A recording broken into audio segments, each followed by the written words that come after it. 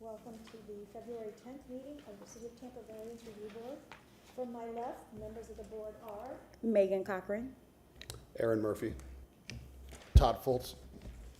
and from legal, even though this says Susan Johnson Velez, I know that's not true. Want to introduce yourself to this? Taylor Bolt. Okay, and from development coordination, Stephen, are you flying solo tonight? Okay, Stephen Heister. Okay, there's some procedural rules we need you to follow. When your case number and petitioner's name are called, please approach the podium. When you approach the podium, please state your name, your address, and confirm that you've been sworn in. I know we could see that you were sworn in, but it just needs to be on the public record in case someone's not watching. So petitioner or its agent will have 10 minutes to make a presentation. All other persons or participants wishing to speak will have 3 minutes. The petitioner will have an additional 5 minutes of rebuttal if needed. The time periods as stated are kept by the board. Any information such as pictures or plans that have not previously been submitted as part of the petition that you intend to submit first consideration in support of your petition must be individually presented and accepted by the board. After acceptance by the board, you must submit the item to staff for it to be entered and made part of the permanent record. The board bases its decision on competent and substantial evidence which is submitted and which meets the criteria required by the City Code of Ordinances. Please be sure to clearly state your hardship criteria during the presentation. A majority of the board is needed to approve your variance. The variance granted by the board will be for only what is shown on the site plan and will be in compliance with any terms and conditions stated by the board. All other city codes will need to be met. If the case is approved, your variance will expire 2 years from the date of the decision. If your case is continued, it will either be continued to next month's VRB agenda, which will be March 10th, or to the next available position on an upcoming VRB agenda. If the case is denied, you may wish to have the Variance Review Board's decision appealed by the City Council. You must file a petition for review of the board's decision within 14 days of the board's written decision. You will not be able to pull any permits until the 14-day review period has passed. Your cooperation in ensuring that this meeting runs smoothly is greatly appreciated. May I have a motion to approve the meeting minutes from the January 13th VRB board meeting? So moved. Second? All in favor? All in favor signify by saying aye. Aye. I guess I'm okay to vote even though I wasn't here. Okay, now I will ask our attorney if we have any business for us. Thank you, Madam Chair. With regards to tonight's agenda, I'd like to ask the board members if anyone had any ex parte communications regarding any item on tonight's agenda. No. Let the record reflect the board has answered in the negative. And then secondly, with regard to tonight's agenda, do any of the board members have a conflict of interest with any of the items tonight? No, sir. No, sir.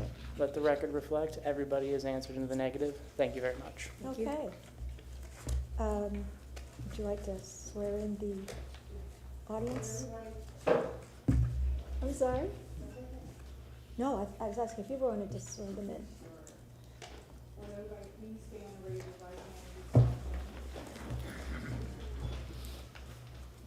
Do you swear or affirm to tell the truth, the whole truth, and nothing but the truth? You may be seated. Okay. Stephen, would you like to call the first case for us? So the first item on the agenda is VRB-25-83. This case, as of yesterday, requested a continuance to the dock camera to the March 10th, 2026 hearing. Due to the rules and procedures, that case will actually have to be continued to the April 14th hearing because it has to be continued a minimum of 2 months if it's a request by the applicant. And the other thing we wanted to request was, due to this being originally set back in November, the case was continued to this month and then now being continued again for another 2 months. if the board could put a condition on the record to require renoticing to allow the neighborhood to know that this case is still moving forward, even though it has been continued for 6 months. So we need a motion? Or just, We have to see if they want it. One sec, I think, Taylor? Yep, sorry. So, Madam Chair, in light of this continuance, and, this has been an item that has been continued before, I believe there may be some members of the public that came tonight to comment on the application. I think before a motion is made or the board has a discussion, it would be a good idea to allow those individuals from the public to come up and have their 3 minutes. okay.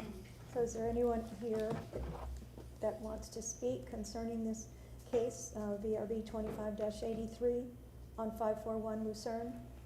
Yes, sir.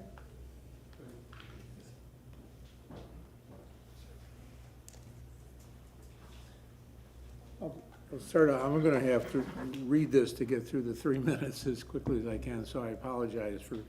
Name? Oh,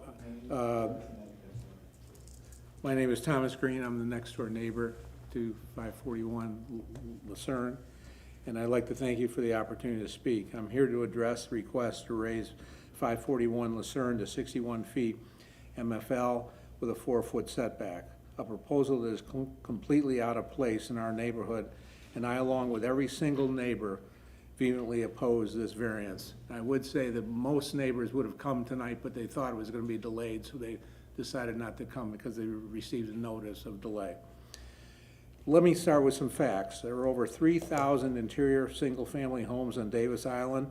Not one in over 100 years is 61 feet high MFL or has a 4-yard front yard setback. The standard housing zone is 35 feet high or 47 feet above MFL with a 25-foot setback. Every house on Lucerne Avenue complies with this standard, including 5 new homes being constructed in the neighborhood. The city of Tampa sets building standards, not the FAA. Just because you misbuild a home over a 7-year period and can't get an occupancy permit for over 12 years and then get a settlement of a get out of jail free settlement that allows you to go forward and raise a house to flood standards doesn't mean you also get a pass to violate every major building standard for height and setback. Asking for 61 feet high is absurd and violates every tenet of common sense for a home on Davis Island. My house, does that show? Okay. Yes, thank you. My house, which is on the right of this picture, is a little over 35 feet. The house, if approved, would tower over my house by over 20 feet, 2 full stories, equivalent to a 5-story apartment building. Would you want to live next to a 5-story apartment building in a residential neighborhood? The 4-foot setback is equally as egregious as a 61-foot request. Every house on Lucerne is set back at least 25 feet. The 4-foot variance setback being requested would ruin the sight lines and the street appearance of the whole neighborhood. I moved to Davis Island 2 years ago for 2 reasons. One, to be close to the hockey arena because I have a grandson with the Lightning. And second, and most important, we fell in love with the neighborhood and the community look and feel. Granting these variances will destroy that. Why are there building variances? Building variances are given only for unique hardship situations. The key word is hardship. That is something unique about the property that needs a minor exception for a building. It is not to meet the design whims of an owner who has misbuilt his house over a 12-year period. There is absolutely no hardship for 541 property. You don't get a hardship that is self-imposed. There is no hardship with the land. It is a flat and normal sized building lot. The recent court settlement offered 2 solutions. Raise the house to flood standards, which is already 6.5 feet, so raise it another 5.5 feet and move in, or raise it down and start over. No variance is required. In closing, these proposed variances, if approved, would negatively impact every neighborhood on Lucerne and surrounding houses with appearance. Does that mean I'm done? Yes, Oh, okay. but I'm willing to give you a little more time, given Okay. that you're here. I just got a paragraph. No? Okay. I'd say, Madam Chair, if I may, I apologize, I had misspoke earlier. The individuals that were supposed to come up for public comment tonight, and I should have prefaced this earlier, should only be speaking about the requested continuance, not the actual application itself. My apologies. Okay, We weren't, yeah, okay. all right. Thank you. Mr. Green, may I Yes. ask a question? Sure. So how much of this building is existing there now? Pardon? Is there a part of this building already there now? Yes, there's a home, I can show you that picture if you'd like. Yes, please. Madam Chair, I'm sorry to interrupt. Just as I previously mentioned, the comments right now should really only be on whether or not this application should be continued and not necessarily the variance itself. Okay. This is what the property looks Can you like. turn it upside down? This way? Yes.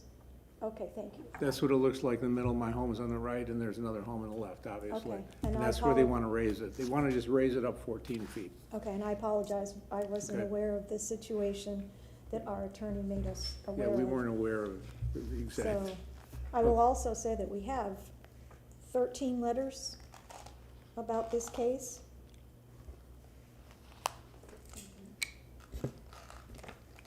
Am I not allowed to say that? No, you're certainly allowed to say that there were letters in opposition, but right now, the motion from the applicant is about a continuance, and, certainly can say that there are letters in opposition, but right now, the motion that will be presented for the board tonight is whether or not this application should be continued to a future hearing. Okay, I understand that, but these folks aren't here to be able to say that. They sent us these via email or regular snail mail or whatever.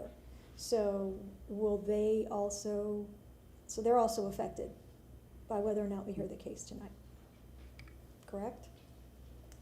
Yes, that is correct, and if there have been letters in opposition sent, that certainly can be submitted and made part of the record. Okay, so tell me what our options are here, because I'm not sure I'm understanding. We can deny the continuance and hear the case tonight without them, or we can continue the case to the April 14th meeting, just, So that is correct, and I appreciate you asking that question. So there's a few options in the variance board rules of procedures. Obviously, when an applicant requests a continuance, that is up to the board to decide if you want to grant it. If you do not grant the continuance, then the application would be heard tonight. Additionally, there is another provision within the rules of procedure that I would like to make the board aware of as well, which is in section 7, and it deals with hearings on applications and specifically talks about the applicant appearing at the hearing. And it is my understanding that the applicant is not here tonight, so I'd like to read that out before you guys, so the board can fully understand its options. okay. If the applicant or their authorized agent fails to appear, an application shall be continued for 60 days. However, if an applicant or the authorized agent fails to appear at the second hearing, the application can be denied. So I would defer to Mr. Eisner because I believe the applicant and their representative were not here at the previous hearing in December when they first requested the continuance. So there are a few options the board has because of that. You can choose to continue it, or you can choose to deny the continuance and hear the application, or deny the continuance and also deny the application because the applicant or their agent has not appeared for a second time. And you said this was, you were only made aware of this situation, that they weren't gonna be here yesterday?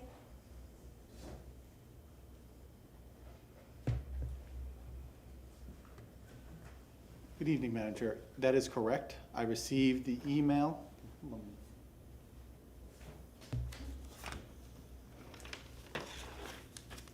It was dated February 9th, 2026. Yesterday, yes. That is Okay. correct. All right. So is this something that the board can discuss? Absolutely, you guys are more than welcome to discuss this. Okay. Yes, sir. Is there anyone else who wants to speak against, for or against the Continuance. continuance? If I may, Not about the thing, just whether you wanted to continue or not. and I'll be brief. Please come up. And then please just keep it to the continuance. and then we'll- Thank you. Robert Aberger, 540 Bosphorus, representing the Davis Island Civic Association. The first time this came up, there were 25 folks here. There would have been another 25 tonight, except the continuance made everyone say we're wasting our time. I served as zoning chair for the Civic Association for 7 years. I have never seen an application with less merit. So we would ask you to not continue, to hear this thing and put a fork in it and stop wasting everyone's time. Thank you. Thank you, Mr. Aberger. Okay, anyone else?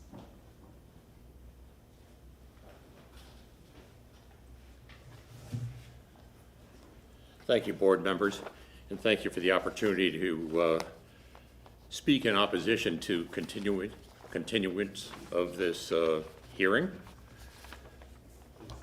Address and My name is Thomas Turton, 43 Martinique Avenue. My wife and I have lived there for 32 years, and we stand in opposition to the continuance of this. This should have stopped long ago. Tom Green and I walked around the neighborhood shortly after the announcement for the November 9 meeting and received petitions from neighbors, signed petitions standing in opposition, and this is already a matter of record. I submitted it by email. And there are 20 signatures on this petition, and they all oppose this variance request. And I don't know why we keep talking about this. We have not seen a resident occupy that house for, well, we've been there since 1993. We have not seen a resident occupy that house since 2011.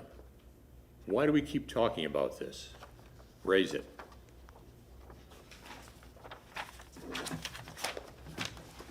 I have a question. Yes. Am I not, can I ask him a question? As long as it's regarding the continuance. No? Is there? Okay. I don't see why not. I mean, I was gonna say, if you have a typically in public comment, you guys do not need to ask questions, but if you feel like you have a relevant question to the continuance, you are welcome to ask it. I just wanted to know, the house is empty. Do you want me to put that? the house is empty? Okay, thank you. Anyone else to speak, that would like to speak tonight? Okay. So, Question, Mr. Astor. So if we were to deny the continuance, I guess this is, frivolous, yes, if we deny the continuance, they would just basically, this case would go away, and they could refile a new case, and in 60 days be back again, right? They would have to go to the city council. If they want to appeal it. Well, they don't have to appeal it, they could just file a new one. So I can speak to that. Yeah, yes, So- please. So under 2780 of the variance rules and procedures, there is a section below that that says if a variance is denied, there is a waiting period of 1 year unless the new case presented is substantially different. So that would be, say, different kinds of setback reductions, maybe not height specific type variances. And then they could go through the process with a new site plan, a new thing overall. The substantially different criteria will come to me, so I can compare it to what's here today, compare it to what's being proposed, and then apply the criteria to see if it's, what they're presenting is justifiable, to come back here again to the board. And did they give you any reason for their request for continuance? They stated they had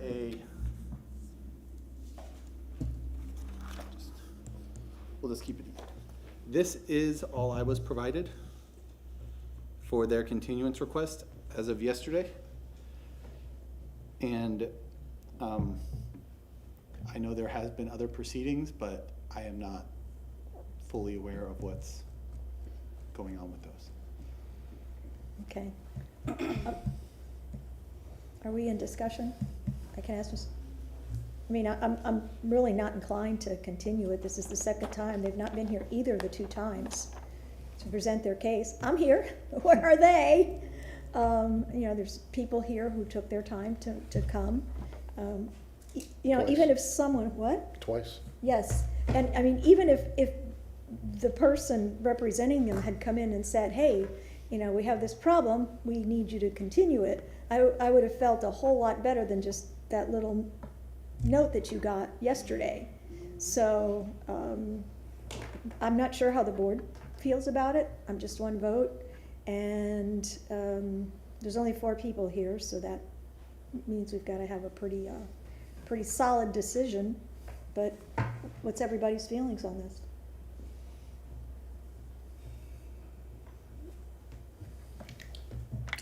Mr. Eister, on the November hearing that the original continuance was granted, you said there was no one in attendance.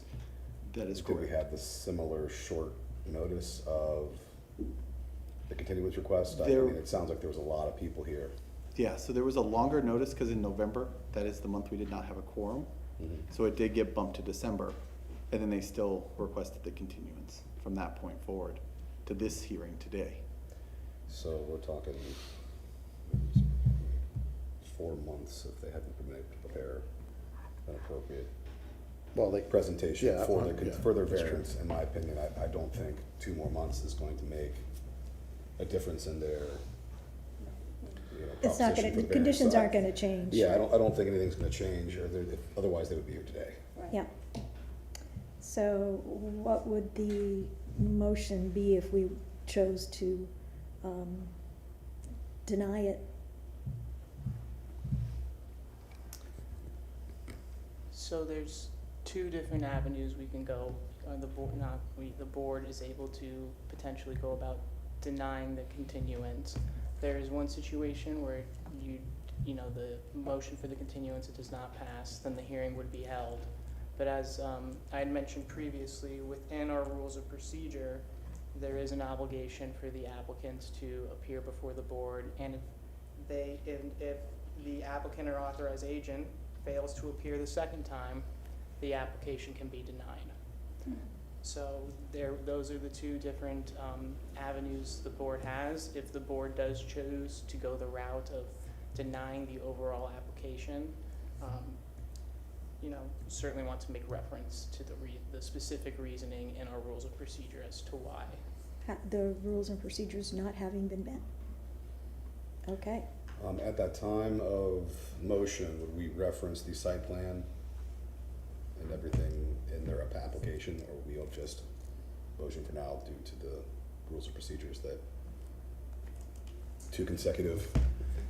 So the denial in this instance, if it would be based on the rules of procedure, it would not be based on the application. It would be based on the relevant rules and the authority that those rules give you when they're not met.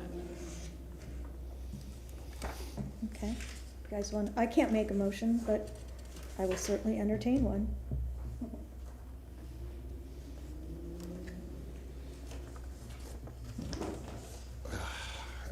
listen, I'm all for having people have the ability to have their day in at the hearing, but this is now twice that they haven't showed up. There's not just one person, they have a law firm with them that's representing them. They couldn't get anyone to show up. Right. Go for it, make it in the We form of made a it. motion. You know, you could at least come here to ask for the continuance. Yes, I agree. And there's clearly several residents that made the time, even though they heard it was gonna be. Hey, they wasted a half hour of our time, so, Yep. let's do it. So I just do the regular denial? All right, so I move that the variance request for case VRB Excuse me, 25. Board, it's not the variance, so what is being requested right now is the motion for Okay. the continuance of the So- application. So I'm sorry, so I move for the request for continuance of application of the variance request for case VRB 25-83 be denied due to our rules of not showing up at 2 hearings. Is there anything else I need to add to that? and the rules and procedures not having been met? I would make a specific reference to the rules of procedure, and if there is not if you do not have a copy before you, I'm happy to hand you a copy Sure. if that assists. I may have one here, if you've got one. All right, so the denial, continuing that, per the applicant violating our hearing and application rules, specifically 7.1, appearance by applicant, that the applicant and authorized agent shall appear in support of in the public hearing. If the applicant or authorized agent fails to appear, the application shall be continued for 60 days. If the applicant and the authorized agent, which happened, and the authorized agent failed to appear at the second hearing, which is tonight, the application shall be denied. A motion, is there a second? Second. Any further discussion? If not, we'll call the question. All those in favor of the motion as stated signify by saying aye. Aye. Opposed likewise? Motion passes. And I will say, I've been on the board on and off for 14 years. This is the first time I've ever had this type of case come up before us, so.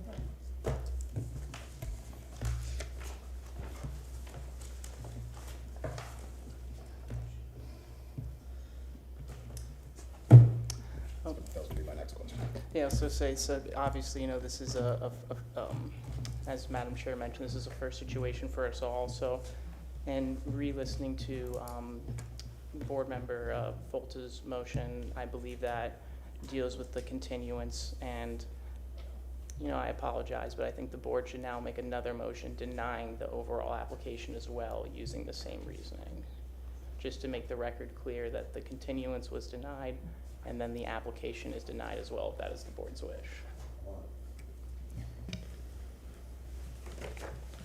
All right. I move that the variance request for case VRB 25-83 for property located at 541 Lucerne Avenue for a variance of increase in height from 35 to 53 feet or 61 feet above mean sea level and reducing the front yard setback from 25 feet to 4.9 feet be denied because the petitioner failed to meet our rules, specifically 7.1, appearance by the applicant before the board. Second. Any further discussion? If not, we'll call the question. All those in favor of the motion as stated signify by saying aye. Aye. Opposed likewise? Taylor, you look a little confused. Did we say something there? No. Okay. All right, then the motion passes. It is denied. Okay. Next case. And Moving on thank to you the- all for, the citizens who came. It really means a lot to us that you take an interest in your communities. Thank you very much. Really appreciate it. The next item on the agenda is VRB-26-02. The owner is Rockland Property Trust LLC. The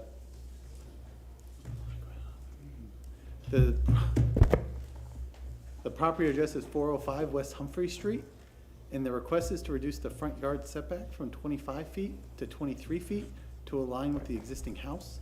This is section 27-156, table 4-2, schedule of area, height, bulk, and placement regulations of RS 60 district setbacks are 25 feet from the front, 20 feet from the rear, and 7 feet from the sides.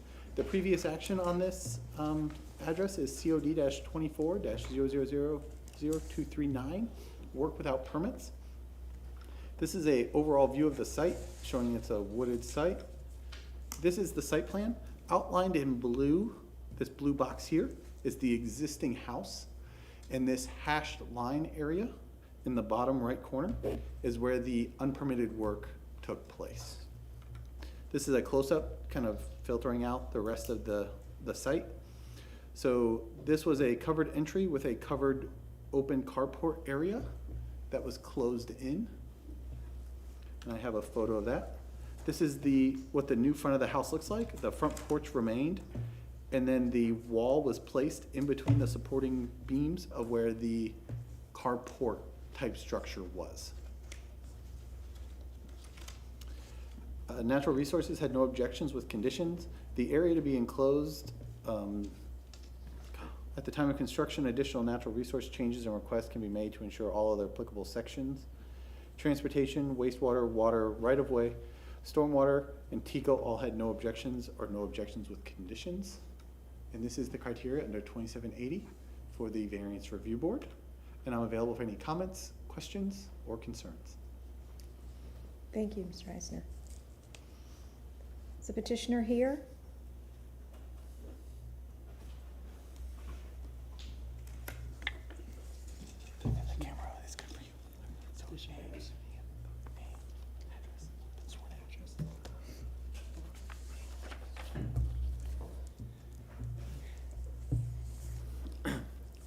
Hello, my name is Giovanni Rosell.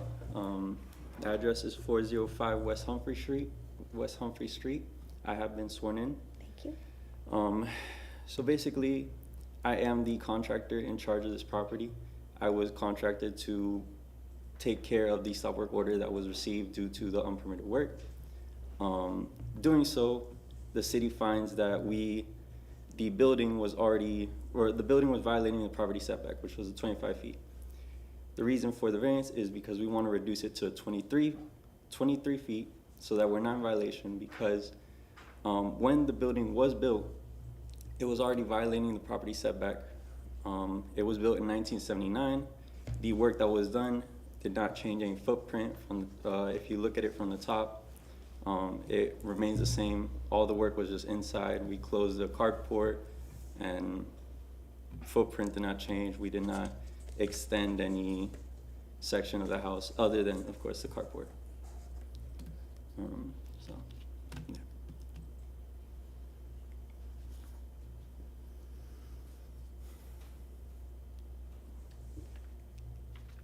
Does that conclude your presentation? Yes. Okay. Do we have any questions? Anyone here to speak for or against? Okay, you have rebuttal time if you want to add anything. Okay, if not, we'll hear from the board. Questions? Actually, a quick question for Mr. Eister. Work without permits, if the home was in the 25-foot setback and was not breaking any variance, then he would have just had to go through the process of getting it permitted, inspected, approved, and he would not be standing here, correct? That is correct. Right, very good, thank you. Did you do this addition? No, my client reached out to me to get the permit sorted after the fact. After the fact, Mhm. okay.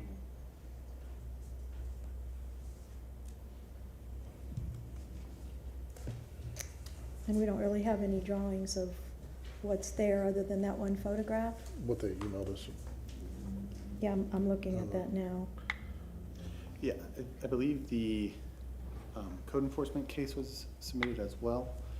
So the area here behind this panel was the open carport. Mhm. Now I believe there's 2 bedrooms and like a walkway. And they just enclosed. I see that. So this is the area that was enclosed, Mm-hmm.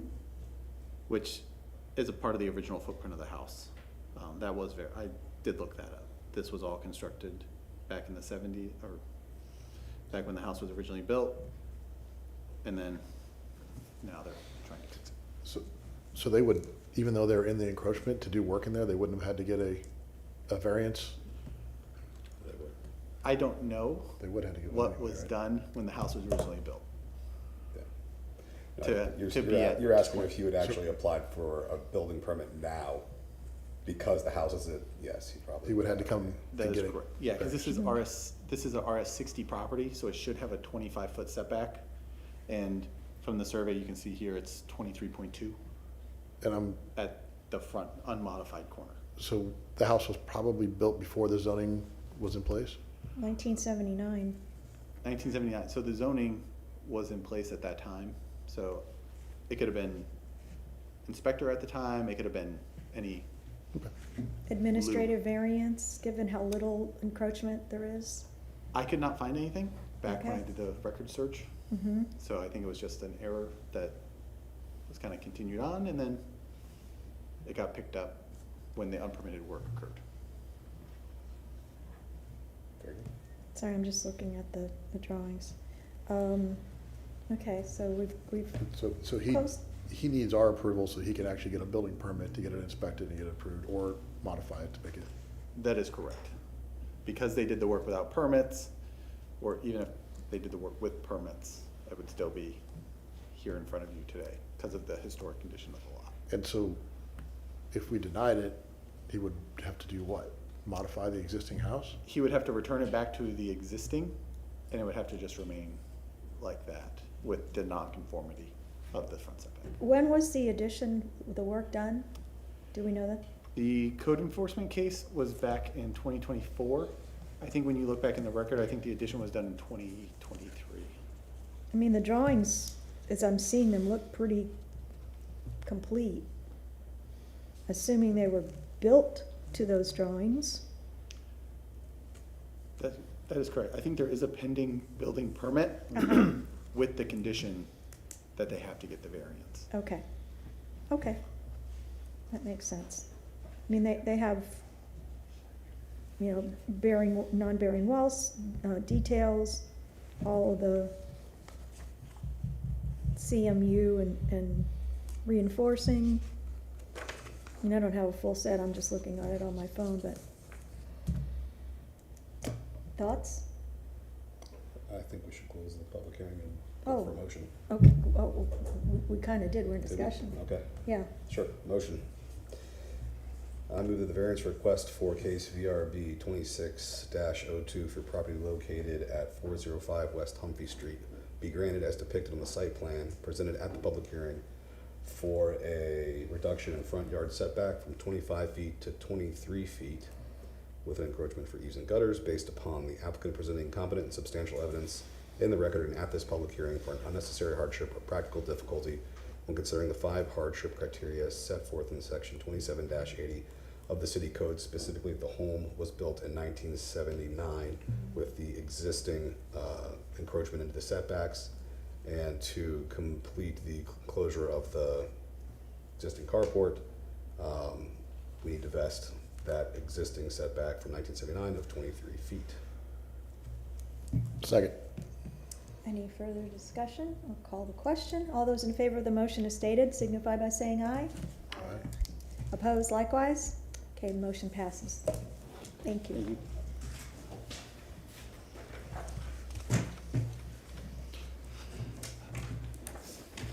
Okay, the next item on the agenda is VRB-26-07.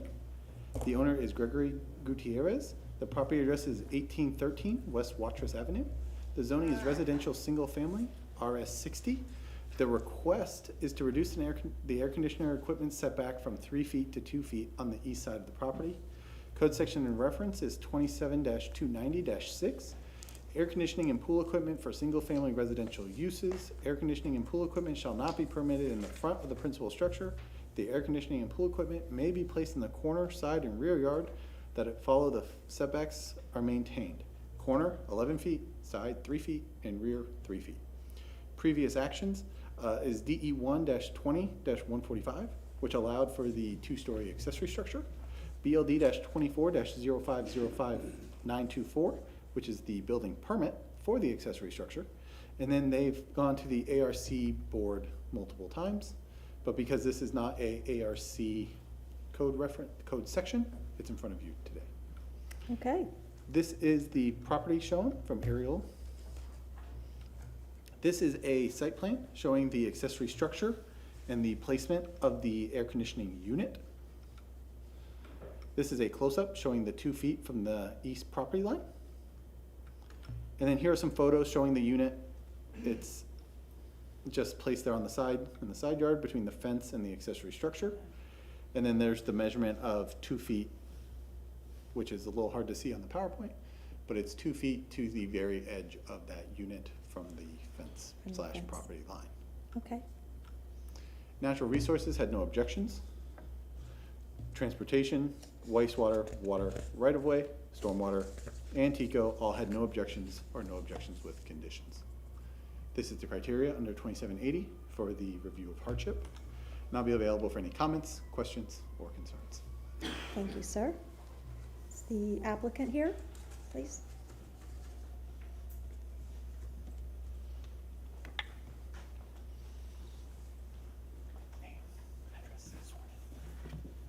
Please.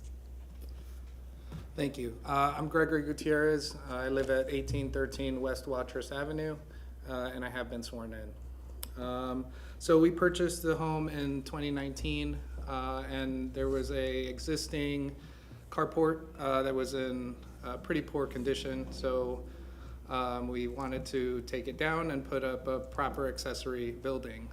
We contracted with a company called Historic Shed, which, because we live in the historic district, they're very familiar with all the rules and all that. Their deal is they build the shell of it to match the home so it, you know, meets all the historic requirements, but they subcontract out all the work and pass along they basically just put up the shell of the building. They recommended a Mr. Cool DIY mini split unit and recommended an installer. And so we went with their recommendation. They submitted the plans. They said, oh yeah, you can put the condenser on the east side of the building. And when the installer came to do the work, he informed us that there's no way it could be on the east side of the building. I do have some pictures that could help explain that. Is that right side up? It's upside down. Okay. Thank you. So that's the east side of the building, and so you can see that the stairs are on the left there, and there's doors, there's windows, there's other structures there that would impede that. This is actually I have a better one. This is a picture of the west side of the building in the alley. You can see that there's no windows, there's no access points, and it allows the line sets to be where they are. The issue is that being a DIY system, these line sets come pre-charged. They can't really be changed in length. So there's really not another place we could move the unit without completely getting rid of the unit, which by the time we learned we were in violation, the thing was already installed and we couldn't do anything about it. And so our hardship is that we relied on professional advice that was flawed, basically. And I've been reaching out to contractors, I've reached out to the city, I've explored we've been at this for 4 years, and I'm finally at the point of, okay, we just need to get a variance and let it be what it is. So I think that's it. I'd be happy to answer any questions. Okay. Does that conclude your presentation? Yes. Okay. Is there anyone here to speak for or against the case? I think Mr. Eisner's going to add something here. I just want to make one correction. The staff report did say east side, but it is referenced on the west side. Okay. I just wanted to make that correction. That's the west side of the property that has the air conditioner. So Correct? is No, the, I'm sorry. I said that. My apologies. I had it backwards. It's correct in the application. The air conditioner is on the east side of the building currently. It was originally supposed to be on the west side. My apologies for the confusion. okay. Disregard. I was correct. Okay, great.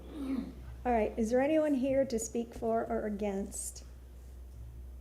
Seeing no one, you gonna add anything to your presentation? Anything okay, then we close the public hearing and hear from the board.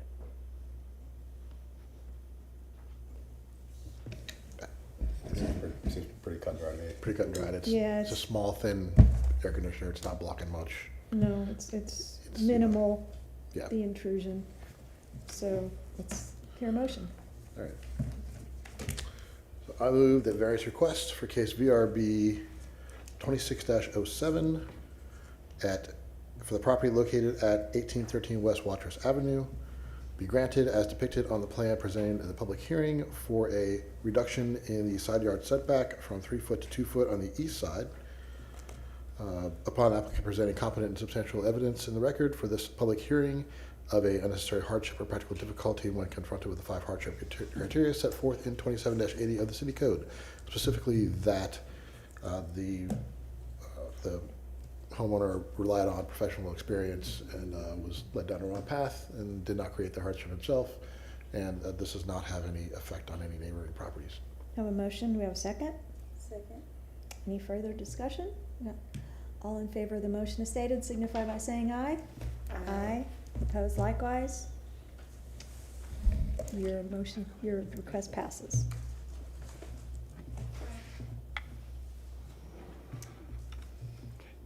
The next item on the agenda is VRB-26-10.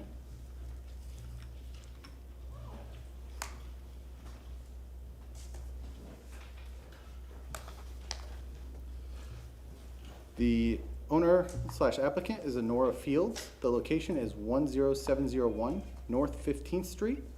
The folio number is 141238-00000. The zoning is residential single family, RS 60.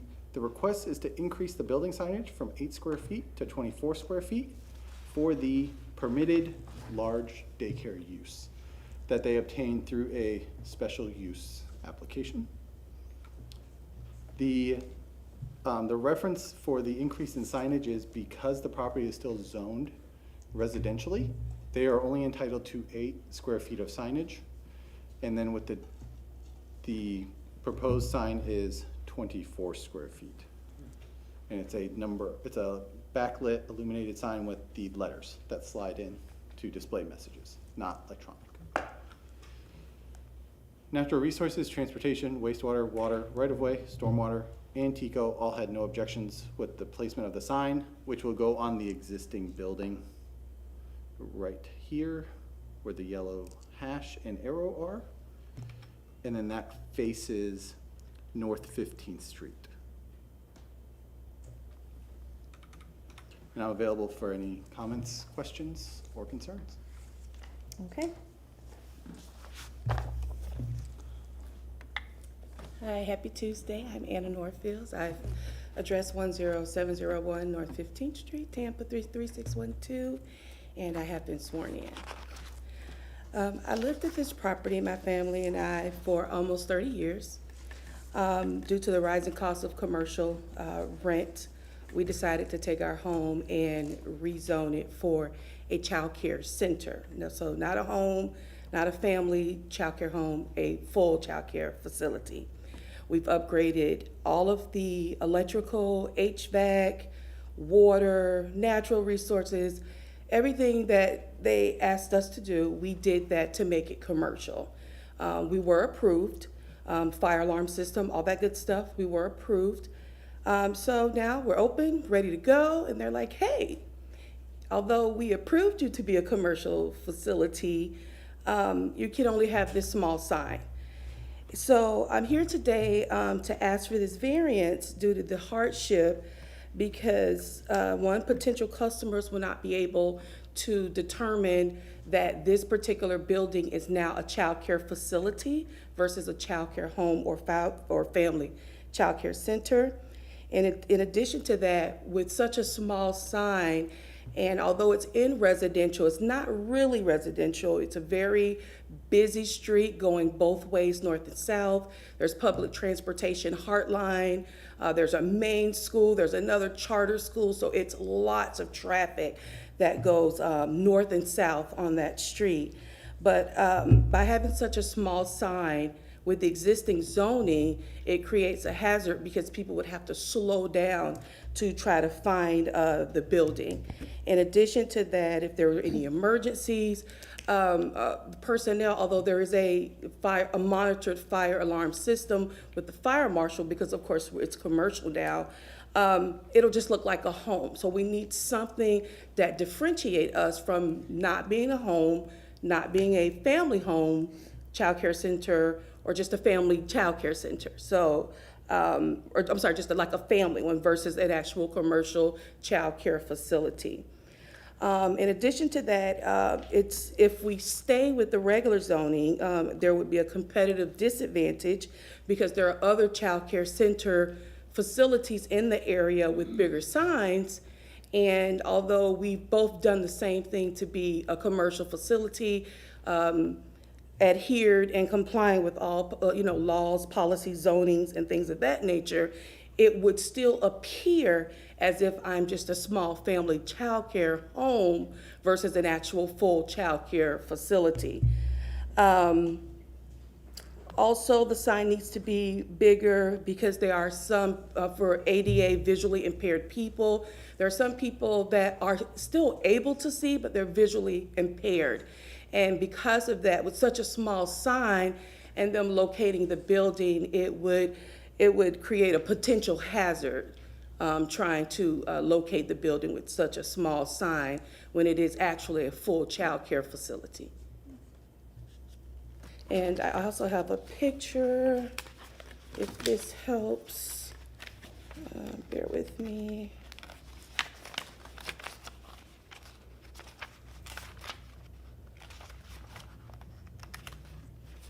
My apologies, bear with me for one moment. It is lost in the ever-growing stack of paper here.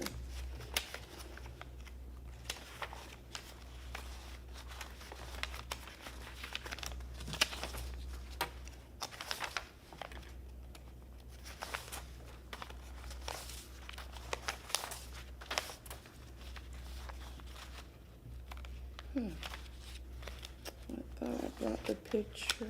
Should have.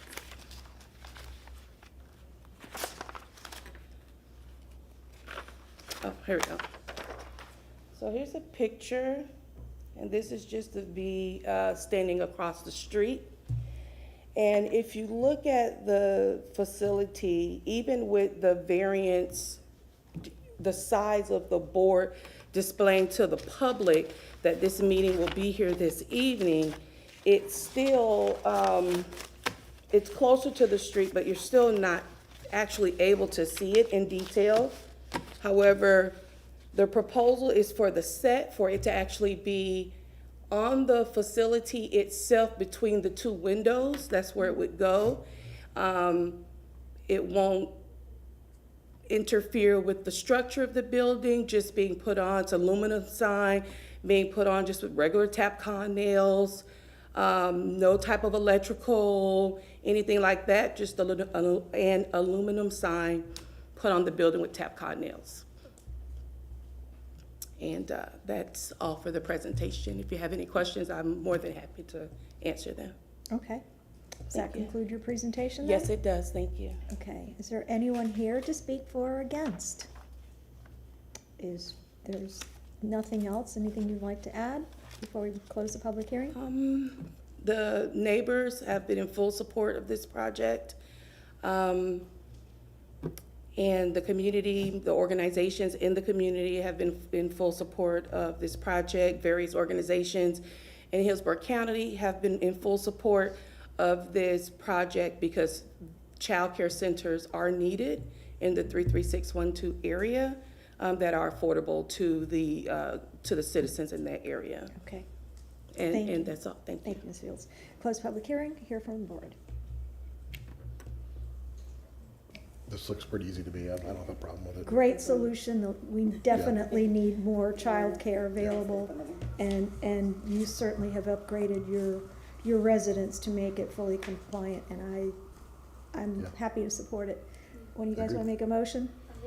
Yes? Please.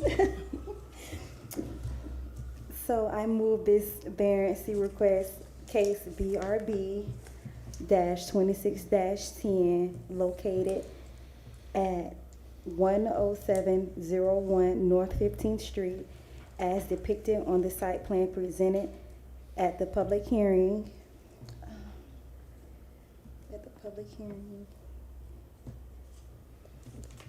For a variance request to increase building signage from 8 square feet to 24 square feet. Oh, I'm reading the wrong one, I think. I'm sorry about that. I'm supposed to be reading this one. Okay, so, do I start over? Yeah, just start it over. Okay, I'm sorry about that. No worries, go for it. Okay, so move this variance request, case BRB dash 26-10 for property located at 10701 North 15th Street to be granted as depicted on the site plan presented at the public hearing for a request to increase building signage from 8 square foot to 24 square feet based upon the applicant presenting competent and substantial evidence to the record and at the public hearing of an unnecessary hardship or practical difficulties when considering the 5 hardship criteria set forth in section 27-8 of the city code, specifically state that this residence was converted into a into commercial, and that they need visible signage to display that there is a child care facility in the neighborhood. Second. Any further discussion? If not, we will call a question. All in favor of the motion as stated signify by saying aye. Aye. Opposed likewise? Ms. Fields, congratulations. Thank you very much. Have a great Variance evening. passed. Okay, thanks. Thank you. Moving along to the next item on the agenda is VRB-26-19. The owner is 4710 West Vasconia Street, LLC. The applicant is Jason Kendall. The property address is 4710 West Vasconia Street.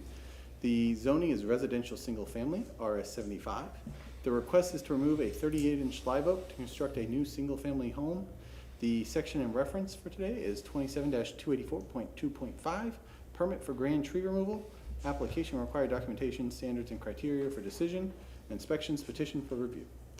The previous action is SPR-25-0004157, which is the site plan for the construction of the new single family home. This is an aerial of the site showing there was an existing home. The species in question is a live oak, 38-inch, with a canopy measurement of 60 by 65. The condition is B4. The mitigation is 16 type 1 trees at 2.5-inch DBH. This is the tree in question. This is the survey of the lot showing tree B is the one that's being requested for removal tonight. Tree C, and there's an off-site 41-inch grand oak, and then there's a grand pine in the front yard. This is the proposed home showing the 38-inch tree in the back corner right here. The hash circle is the 20-foot protective radius, and then the darker, larger circle that is shown on the site plan is the canopy of the tree overall. This is alternative site plan 1, showing a small version of the proposed home, showing what the house would look like if it was pushed out of the 20-foot protective radius. And then this is alternative site plan 2, which adjusts the lanai in the other area to come off to the side, creating like a 15-foot hallway type space on this side of the property, and then a lanai. Natural Resources had no objections with conditions. Transportation, wastewater, water had no objections with conditions. The variance for the proposed grand tree removal in the rear property does not impact existing infrastructure. Removal of a small 5-inch tree, not part of the variance, in the front yard required by a licensed arborist during permit processing. Existing 2-inch water main within utility, 10-foot utility easement. Right-of-way had no objections. Stormwater had no objections with conditions. There is not much room on the property sides to allow surface to flow out of the site. Add a note stating all roof runoff will be routed to the right-of-way via gutters and downspouts. Proposed bubblers are required to be kept on site. Add construction notes, no runoff shall be directed to the adjacent properties. 2, add a construction note to the site plan stating development shall comply with City of Tampa Stormwater Technical Standards, Chapter 21 of the City of Tampa Code. Add current floodplain, flood zone information, including FEMA, firm, and date. TECO had no objections with conditions. See the attached TECO memo. This is the criteria under 2780, as well as the criteria under 284.2.5, which is the reasonable reconfiguration criteria for grand oak removal. And I'll be available for any comments, questions, or concerns. Thank you.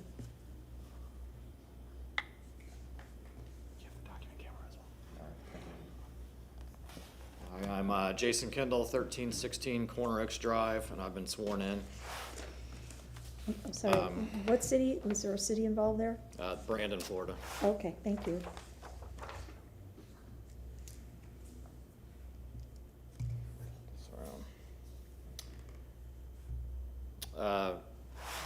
Thank you, Stephen, for presenting our case. My client, the current property owner, purchased the house in the middle of 2025. The property was impacted by the hurricanes. It was flooded very bad. The owner at the time demolished the house, and the current property owner bought it as a vacant lot. Of course, the tree was on the lot when the house was purchased. There is 3 grand trees, or really 4, along the property, and I'm the certified arborist that has looked at the trees and also helping with the site plan. We're trying the best we can to protect the other trees on the lot. You can see here, this is the blue line is the existing canopy of the tree. So you can see it's hanging over the house that was there. This aerial is from 2023. So the current owner would like to build a 2-story house on the lot, so a good portion of that canopy would be impacted pretty severely if we build a 2-story house. If you drive down in this area at all, I'm sure you see all the new construction going on. A lot of houses down here were flooded. They're all having to be raised because of the new flood zones. This house you see in this image was built in 1959. So the new house has to be built up, I believe, 6 feet above that existing grade. So I'm here to answer any questions if you have any for me. I will point out as well, real quick if I can, the other grand trees on the lot that Stephen mentioned. You can see the canopy of the other oak on here on the property. We've done what we can to preserve that. There's a grand pine that's in the front yard and another grand oak tree in the back just off the property line. I sent out notices to all the neighbors as required. I did get 2 calls back. One was from a neighbor right across the street at 4711. She was asking if the current owner would maybe want to buy her house as well and do the same thing. There was also the next door neighbor. He just told me verbally that he had no objection to the request. Okay, does that conclude your presentation? Yes, it does. Okay, is there someone here to speak for or against?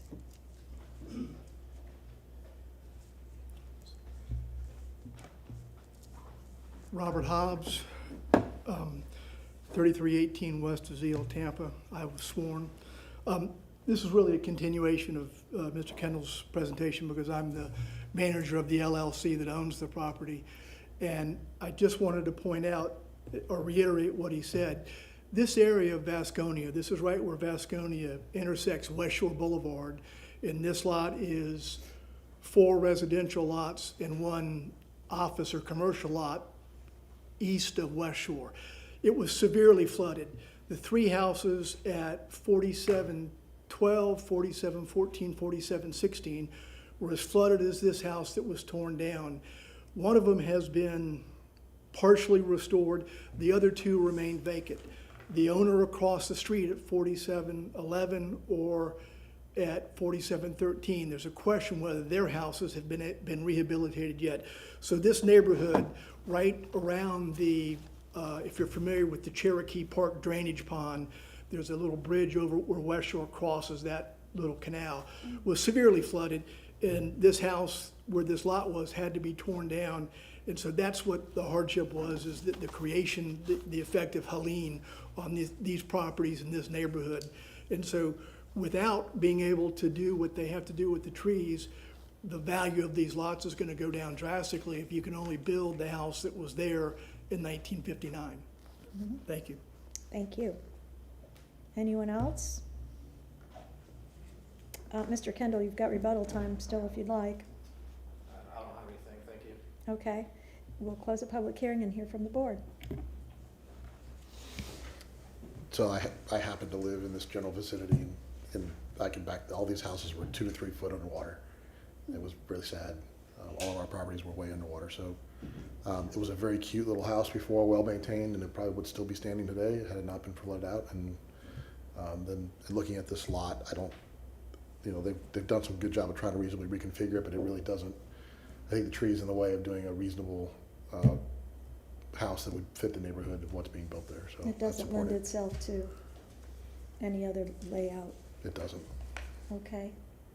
Did you see the other one, the other tree? Like, this one is like going over to the other, well, the in question tree is this one. Okay, But I was just thinking like this tree is really the one that's and going. that one's remaining, that one's not in question. Right, I know. Yeah, and they'll Okay. have to have an arborist. I If they're beg gonna your trim it all, they'll have to have an arborist do it, because there's a grant, so they'll. Okay, that'll go to the I permit. think Mr. Kendall is an arborist from Yes, the I am. notifications I've There you read go. in your report. Mr. Eister, I've got my standard question for you. This grand tree does seem to fall very close, if not within the available building envelope. Is this not a case to lot size or zoning, or why is this tree standing before us? Because of the size of the lot, it does not qualify under that typical exemption of the TRZ, and that will be the case for the other 2 grand tree cases tonight as well. Thank you. Okay. Any further discussion? Anybody ready to make a motion? True. All right.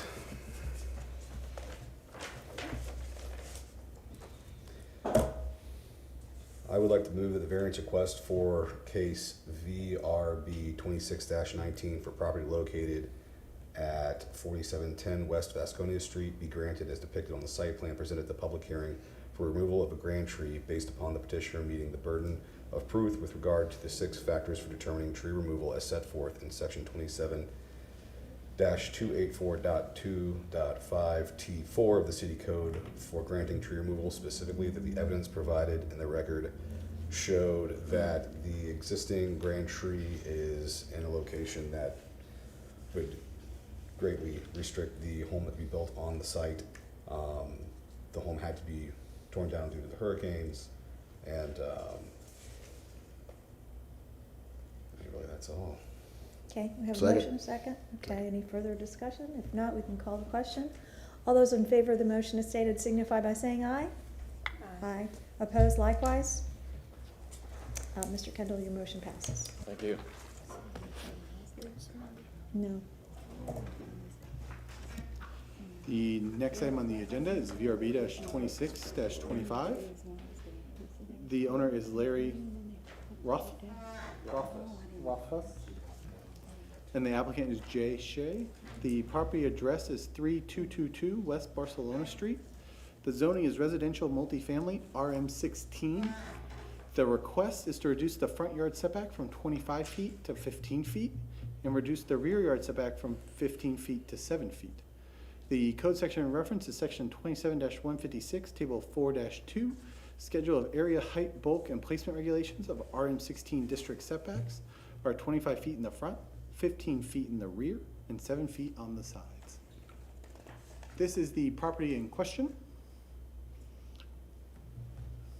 It sits along Barcelona Street and South,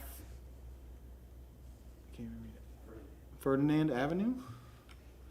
So the site plan on the left is the existing structure, and then the site plan on the right is the new structure. On the next slide, we'll zoom in on that. So this is a close-up of that site, and I can zoom in again too after I close out the presentation. This shows the existing house is this red line here at 14.5, and then the new proposed house is at 15. And then it shows the required setback in the rear, which is the rear setback here is the 15-foot setback, and then this would be the 7-foot setback, just to kind of show you the scale. And they also have an off-site grand tree in the front corner and off-site trees on the side there as well. Natural Resources had no objections with the condition of, at the time of construction, a pruning report will be required to address any canopy conflicts with the proposed home. The pruning report must be prepared by an ISA certified arborist. Transportation, wastewater, water, right-of-way, all had no objections. Stormwater had no objections with conditions. With a similar comment, there is not much room on the property sides to allow surface flow to drain out of the site. Add a note stating all runoff will be routed to the right-of-way via gutters and downspouts. Proposed bubblers are required to be kept on site. Add construction notes, no runoff shall be directed to the adjacent properties. Add a construction note to the site plan stating development shall comply with City of Tampa Stormwater Technical Standards, Chapter 21 of the City of Tampa Code. 3, add current flood zone information including FEMA, firm, and date. TECO had no objections with conditions, and see attached TECO memo. This is the criteria under 2780 for the variance review board hardship criteria, and I'm available for any comments, questions, or concerns. Is there some kind of a porch exemption that allows them to extend further than the normal? As soon as a variance is applied for a front yard setback of any kind, the exemption for the porch is removed. That's why it goes to the 15 feet to include the porch as well. Okay, thank you. Okay, you're on. Good evening. I've been sworn, and my name is Michael Shea, and I live at 6301 Bayshore Boulevard. And it flooded. But nevertheless, I've lived here all my life. I went to USF and took my first job with the Hillsborough County Planning Commission. From there, I wandered off to a girls' school in Tallahassee and got a law degree and stayed around long enough to get a postdoctorate in city planning. And I normally don't get to appear before you guys, but I want to commend you on doing such a great job. I usually get pulled into all those fights up and down Bayshore, and we have another one coming up this Thursday, and we have 1,200 objections, so it's going to be a long night. But this one is a pleasure. I represent Dr. Larry, and I always say his name wrong, but it's Rothfuss. He's a retired Air Force dentist who became a hospital administrator, and he doesn't live but a couple of blocks from this house in a townhouse, but he and his wife liked this area, so they bought this old house, and that's the footprint that we're trying to replace, and it's pretty much the same footprint. And so he's taken down that house, and this is the vacant lot. And I wanted to point out this structure right here because somebody has already built. That's our property line. As you can see, there's a piece of what has been converted was a garage, so there's very little setback on the property next door. It's probably 6 inches. We're only asking for 7. Here's another shot of that. So as I read the report, there are no objections. There's some footnotes which we certainly agree to, and I would be more than happy to answer any questions, but if you have none, I'll let Larry say a few words.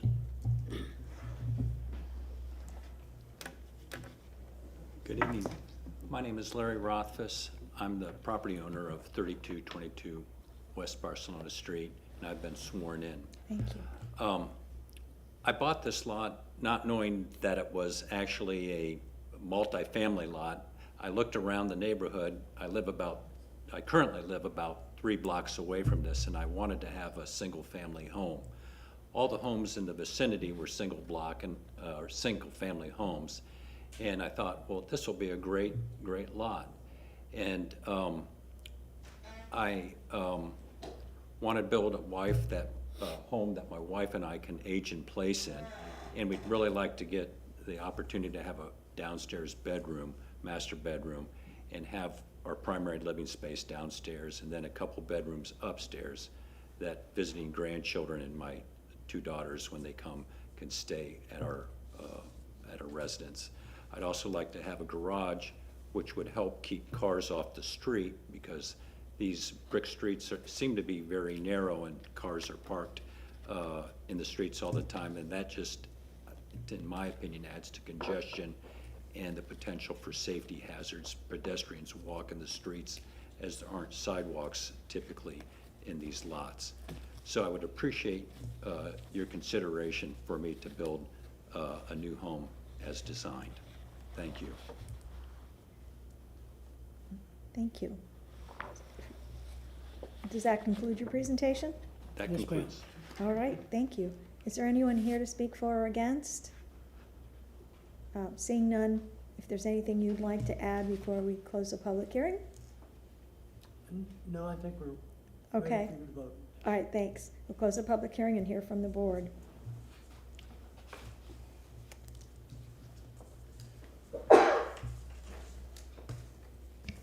I think this is a corner lot situation where they're trying to make it work. It seems to fit the neighborhood, and I don't have a problem with it. No, I think they did a good job getting the side access to the parking garage. I just wish it weren't so close to the back property line. And, you know, with the corner lots, the back is the side is the other side. So Right. being 7 feet, the traditional side setback would be 5 feet, so it's even, you have plenty of access for, you know, health and safety. Agreed. I haven't seen any huge issues. Yeah, and they have a pretty large tree line between the property and the street also, from what I can tell, if I'm reading this correctly. You guys ready? Sure. I'm sorry, go for it. Is there more discussion with you? No, sir. I think I'm good. All right, I move the variance request for case VRB 26-25 for property located at 3222 West Barcelona Street be granted as depicted on the site plan presented at the public hearing for a reduction in the front yard setback from 25 to 15 feet and a reduction in the rear yard setback from 15 to 7 feet. Upon the applicant presenting competent and substantial information or substantial evidence in the record of this public hearing of an unnecessary hardship and practical difficulty, we consider the 5 hardship criteria set forth in section 27-80 of the city code, specifically that it's a corner lot and they are meeting what would traditionally be side yard setbacks, and that they're making good on as best they can with the property that as it is. We have a motion, we have a second. Second. Stephen, do you have something you want to? Oh, okay, just standing in for the next one. Just jump with the gun. We have a motion, we have a second. All those in favor of the motion as stated signify by saying aye. Aye. Aye, opposed likewise. Your motion passes. Okay. On to the next item on the agenda, which is VRB-2629. The owner is Eric Marouse and David Ralph Orgum Jr. The property address is 3608 West San Pedro Street. The zoning is residential single family, RS 50. The request is to reduce the rear and side pool and screen enclosure setbacks from 5 feet to 3 feet. This falls under code sections 27-290.3, swimming pool, in-ground pool deck, water level designed to be at or within 12 feet of finished grade. Swimming pool shall be located a minimum of 5 feet from any side or rear lot line and no closer to the corner lot line than the corner yard setbacks established in section 27-156, table 4-2 for the underlining zoning district as measured from the water's edge. Section 27-290.5, screen enclosures. The following requirements shall apply to all screen enclosures. 1 screen enclosure in a single-family residential district. All screen enclosures shall meet the following setbacks from the front lot line, same as required front yard for zoning district. From corner lot line, same as underlining zoning district. From side lot line, 5 feet. From rear lot line, 5 feet. This is the house in question along West San Pedro. Here's a outline of the pool being proposed.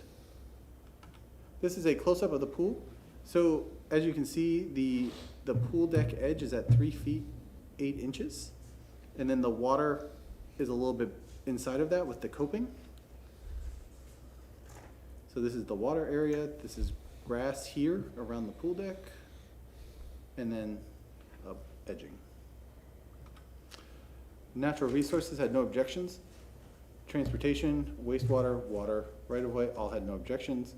Stormwater had no objections with conditions. There's not much room on the property sides to allow surface flow to drain out of the site. Add a note stating all roof runoff will be routed to the right-of-way via gutters and downspouts. Proposed bubblers are required to be kept on site. Add construction notes. 1, no runoff shall be directed to the adjacent properties. 2, add a construction note to the site plan stating development shall comply with stormwater technical standards, Chapter 21 of the City of Tampa Code. 3, add current flood zone information, including FEMA, firm, and date. TICO had no objections with conditions, and see attached TICO memo. This is the criteria under 2780 for the Variance Review Board to review the hardship. And I'm available for any comments, questions, or concerns. Stephen, is it both side yard setbacks that are being requested? So yes, it's reduce rear and side, yeah. So it'd be, Well, it says rear yard, and then it also says side yard setbacks. correct. So it'd be the sides, both sides. So Both it's 3, sides. 3, and 3, all 3 feet all around Okay, all right. for the pool and screen area. So the east and west sides. Correct.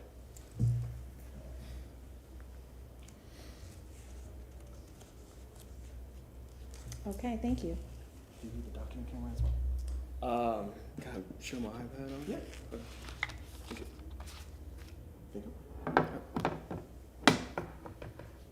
Hello, I'm David Ogram, the owner of 3608 West San Pedro Street in Tampa. It's the Virginia Park neighborhood.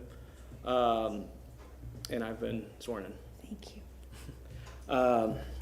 So we moved into this property in February of 2025. My wife and I are the sole residents there. Let me get to the beginning here. This is the existing topographical survey before anything was done. You can see at the bottom on the rear here, it has that existing brick walk.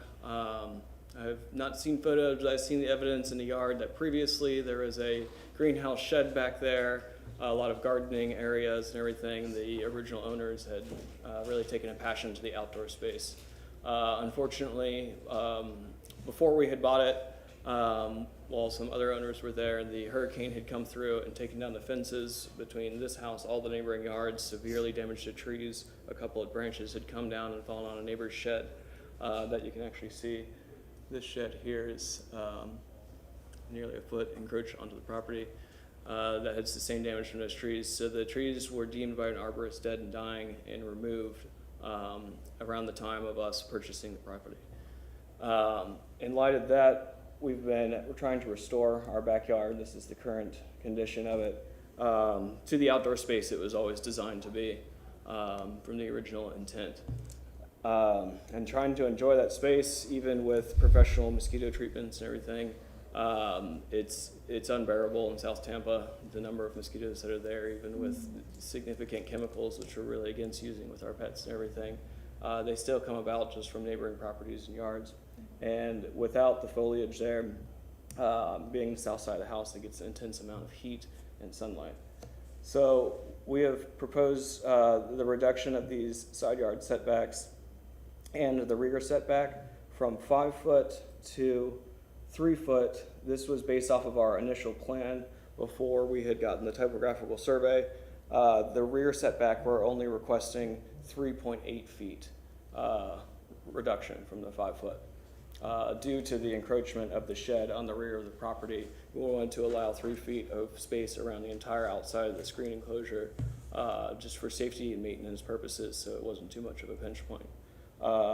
The other purpose was to allow doors for immediate egress down the sides of the house around this enclosure, and the pool within itself is only falling within that setback on the rear side at the 3.8 feet, which with the coping, the water's edge is 4.8 feet away from the rear property line. These sides are significantly more because they're, this is 4'11" to the water's edge from the property line here and 8'6" from the other side setback. So realistically, the request is really only for the rear of the pool for the rear setback and the screen enclosure for the side setbacks. The pool is not violating the setbacks on the sides and on either way. The enclosure that we have proposed is single story. It's matching with the neighborhood, very common in that area of neighbors both across the street from us and down the street from us. I can go to my photos. Sorry. Here you can see the neighboring property here also has the same screen enclosure, similar pool layout, and also a reduced setback from 5 foot to 3 foot. He's able to maintain his plants between the fence and the screen enclosure, as well as pass through over there. So it's not unlike this. And then also in this picture here, you can see the neighboring shed that has, I don't know how long it's existed, but is encroached onto our property by 0.8 feet, as well as the other neighboring shed here that is, the roof line is directly above our fence. So every neighboring property around us has encroached in on us because people have been renting the property before we had bought it. And so we're just exercising our right to the same rights as everybody else in the neighborhood with their additions, as well as trying to enjoy the outdoor space as much as we can in the Florida environment.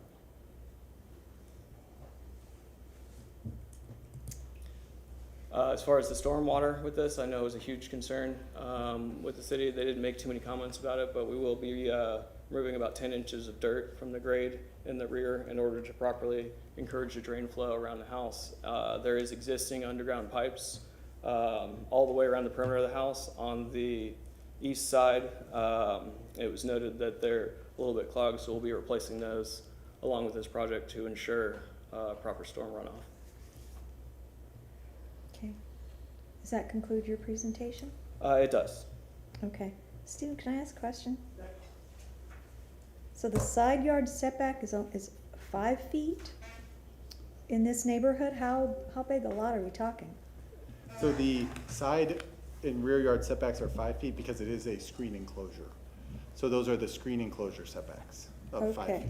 Okay. Compared to the traditional 7 of the primary structure. Okay. And how big is the pool? I can't tell on the, 14 feet wide, 35 feet long.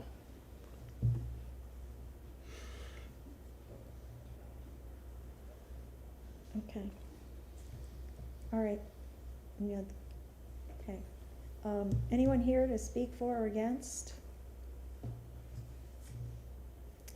Anything else you'd like to add? No, just thank you for your time. Okay.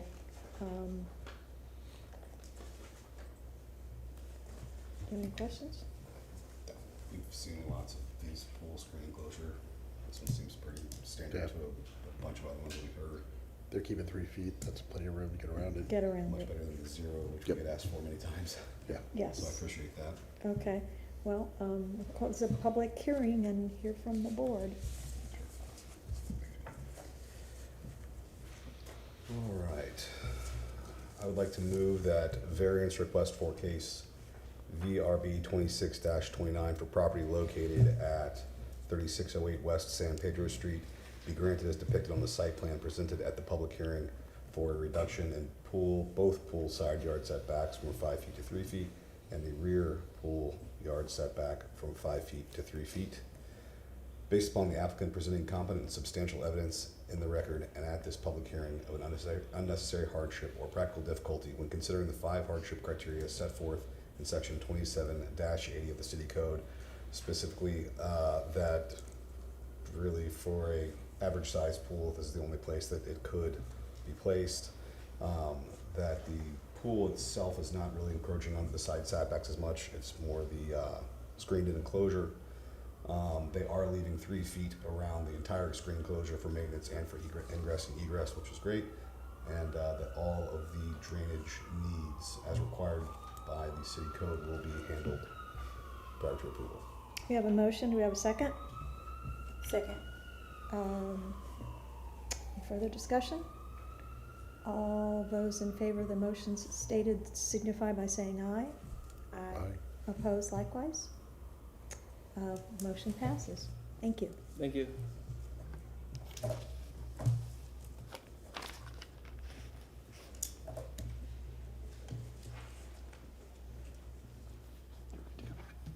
So you'll get notified by email and write the letters up tomorrow.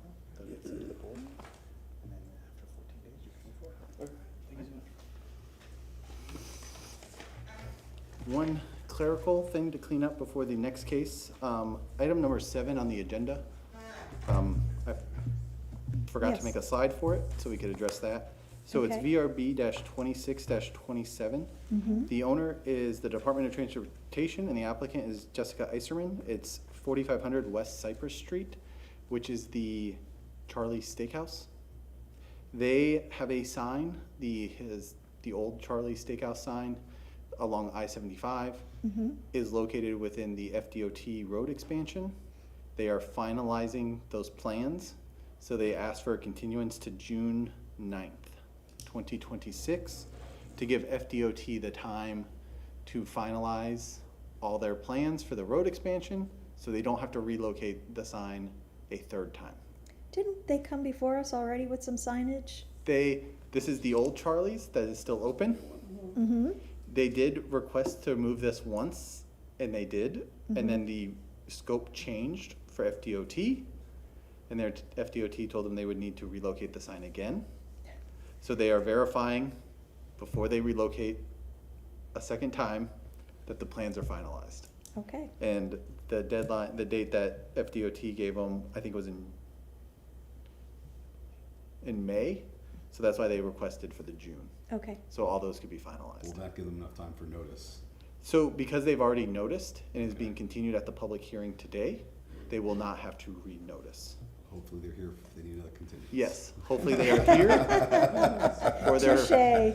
for their other notice, yes. Okay, thank you. And they did notify me well within the 7-day time frame. They notified me last month after noticing was completed. Then FDOT came back to them.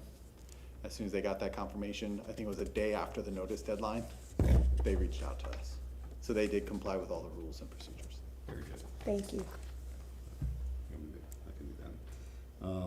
In that case, I'd like to move that the variance request for case VRB 26-27, located at 4500 West Cypress Street, for an increase in the maximum freestanding sign face from 50 square feet per sign to 151 feet, an increase of 101 square feet per sign face, to the increase in the maximum freestanding sign height from 20 feet to 26 feet, and an increase of 6 feet. Be continued to the June 9th, 2026 Variance Review Board meeting at 5:30 p.m. located at the Old City Hall, 315 East Kennedy Boulevard, City Council Chambers, 3rd floor, Tampa, Florida, 33602. We have a motion, and we need a second. Any discussion? I call the question. All in favor of the motion as stated, signify by saying aye. Aye. Motion passes. And I won't be here for that meeting, so.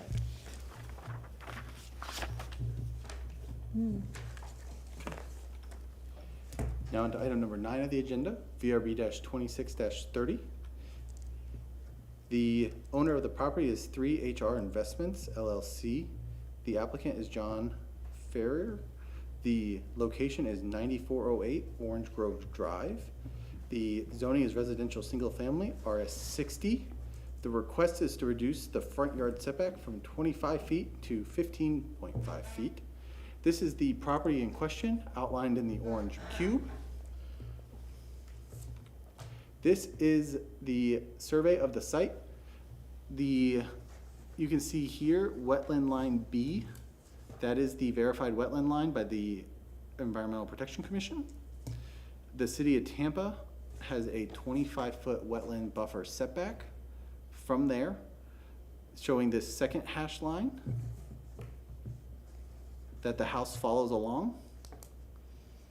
And then this would be the front setback of 15.5. So this shows the possibility of doing 2 lots, but as of now, this is 1 large lot. So it is covered under the single variance. This shows the possibility of a 1-story, 2,000 square foot house with a 2-car garage, along with like a bonus add-on area to the side. And this is a 1-story, 1,706 square foot house with a 2-car garage. Natural Resources had no objections. The reduction in the front yard setback allows the new construction to take place outside of the 20-foot setback area. At the time of construction, additional natural resource changes requests can be made to verify all applicable sections of Chapter 27 are met. With the applicant, we did discuss the option of you can modify or reconfigure the wetland buffer area, but due to the configuration of the lots, the remediation area that you're providing has to be continuous to the setback that is there. So with the long narrowness of the lot, it makes it very hard to reconfigure and still produce the house. So that option was talked about before this option here of a public hearing. I just wanted to bring that up. Transportation, wastewater, both had no objections. Water had no objections with conditions. The proposed variance request does not impact any existing water infrastructure. Note, from our records, there is no water infrastructure fronting proposed lots. If connecting a water main extension will be required as part of the UTL application. Right-of-way, stormwater, and TICO all had no objections or no objections with conditions. This is the criteria under 27-80 for the Variance Review Board. And I'm available for any comments, questions, or concerns about the front setback reduction or the wetland setback. I can provide answers on both. Thank you.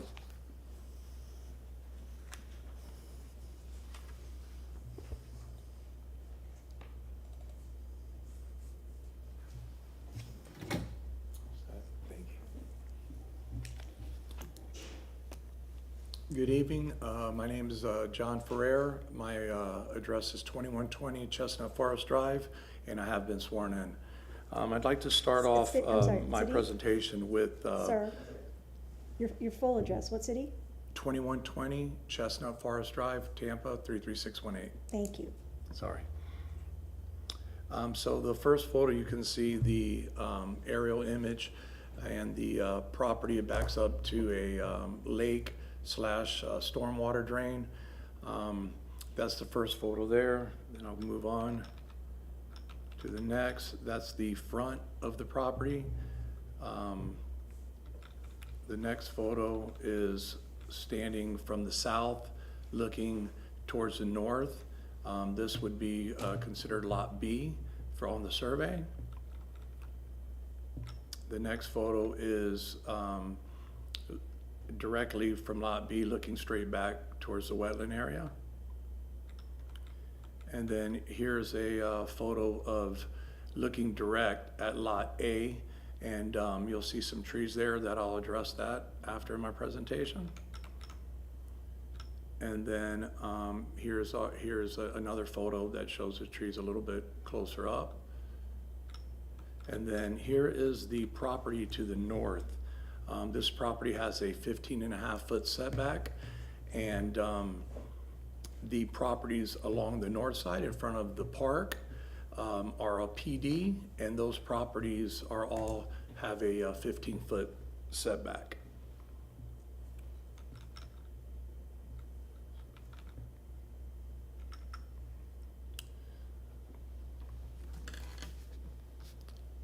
So I'd like to continue here in the front of the property. In this area right here is there's a drainage easement in the very front. On the right side of the property, on the north side, it's approximately 89.35 feet deep to the wetland line. That's Lot A. Lot B is to the south, and it's approximately 56.49 feet deep to the wetland line. Both the lots terminate at the wetland line. The front yard drain easement is what I just mentioned. That's right in between the two houses in the very front. The property is zoned RS60 and it meets the minimum lot size requirements of 6,000 feet, exceeding the requirement with both lots. Lot A has approximately 80 feet of frontage. Lot B has approximately 180 feet of frontage, for a combined frontage of approximately 240 feet. The requested 15.5-foot front setback matches the adjacent home to the north and is also consistent with the PD zone homes along Mabry Street. Surrounding uses include a single-family home to the north, a commercial property to the south, and a multifamily development to the east with rear yards facing the site. This request is for a front yard setback variance only. This is not a tree removal request. Any trees involved are not grand trees and will be reviewed at permitting. At this time, I'd like to move over to the 5 key points for my hardship criteria.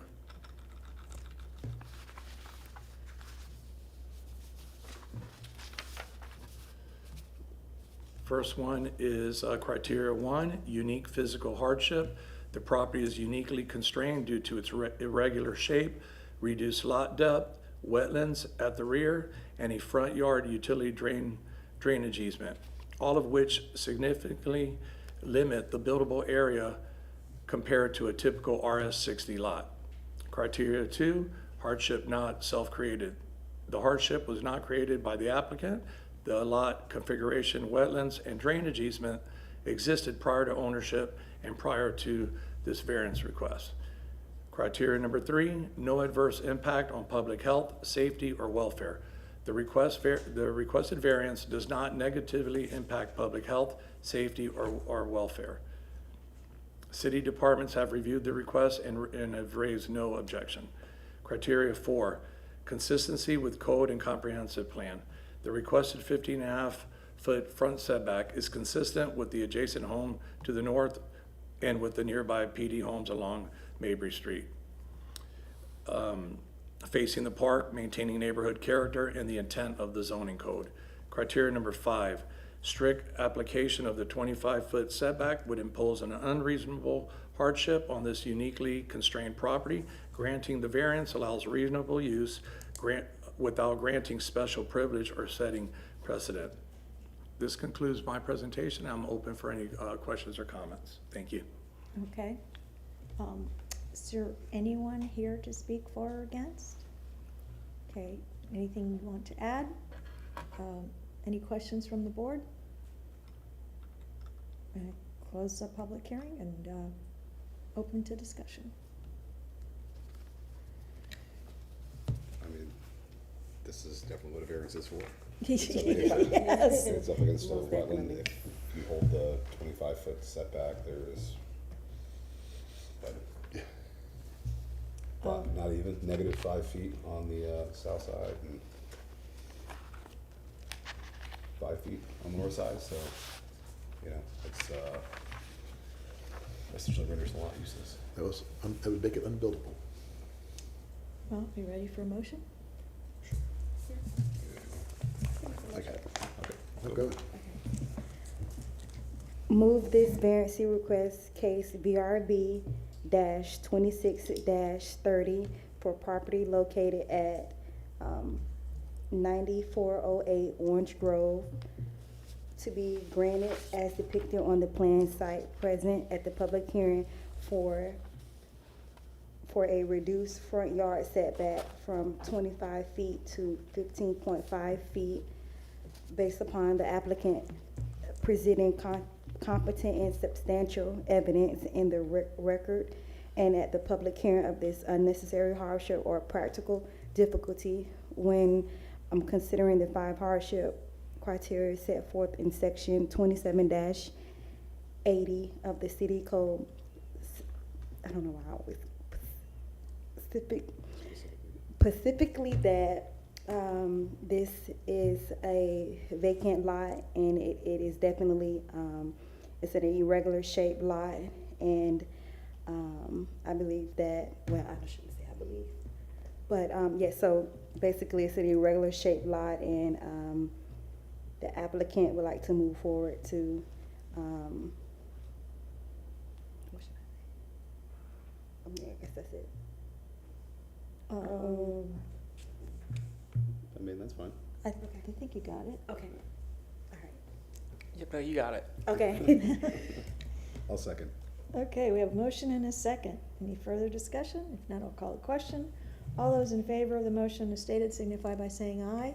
Aye. Aye. Opposed likewise. Motion passes. Thank you for your time, appreciate it. Thank you, Steve. Okay.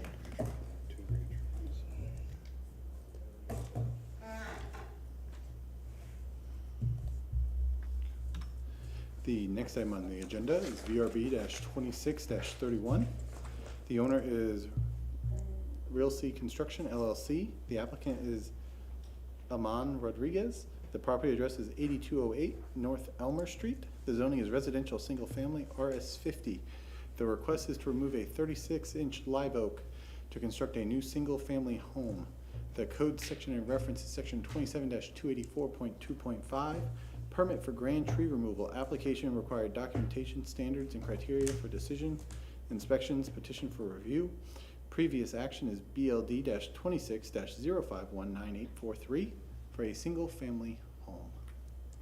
This is the lot in question. The grand tree information is a live oak, 38-inch, canopy measurements of 53 by 63. The condition is B8. The mitigation is 15 type 1 trees at 2.5-inch DBH. These are photos of the tree showing it along the property line at 38-inch. This is a survey of the lot showing a row of trees right along here. This is the 38-inch tree in question where my mouse is labeled. The survey shows it as a 30-inch. It was verified in the field to be 38. This is the proposed house to go on the site. This is a reasonable reconfiguration showing a smaller version of the house. And then this is a third alternative site plan showing what the house would look like if it was completely outside of the 20-foot tree protection zone. And then this measurement here, it looks like it's much lighter on the screen, is 20 feet from this corner to this corner. And then this is basically 44 feet along this run. What's the setback off of Elmer Street? The setback off of Elm Street with this zoning is 20 feet. And is that what's on there? That is correct. Okay. Yeah, this shows the house built 20 feet in the front and then 20 feet 3-inch in the rear. Thank you. Natural Resources had no objections with conditions. The tree is in the side yard setback. The lot is 50 foot by 105 feet. The tree has a 20-foot protective radius, leaving the lot with applicable setbacks to be about 20 foot wide in that section of the lot. Transportation, wastewater, water, right-of-way, stormwater, and TECO all had no objections. And then this is the criteria under 27-284.2.5, which requires the alternate site plans, and that'll be available for any comments, questions, or concerns. Okay, thank you. Is the applicant here? And the document camera is available as well, if you need it. Good evening, all the members of the board. My name is Ayan Rodriguez. The property in question here is 8208 North Elmer Street. Can we ask you to Florida. speak up or the microphone is, I'm being sorry. is there some, speak up. Okay. I request to do, I present a set of plan to do a new construction on this piece of land. The plan examiner from Natural Resources couldn't approve this plan just because of the grand tree. He couldn't approve it, so that's why he recommend to do the variance on this land. So this is a zoning of RS50 with a standard of 5,000 square footage. Is not a big lot. We were trying to do a single-family home with 3 bedroom, 2 bathroom. This is the standard that normally people used to live. Just trying to, this tree is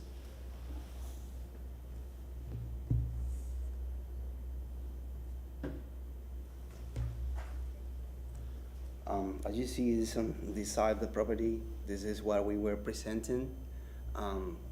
The circle, the protection area is going into the property. That it's avoid you to do a properly construction on this side. Also, the branches of this tree are very low. The crowd goes like 30 feet into the property side.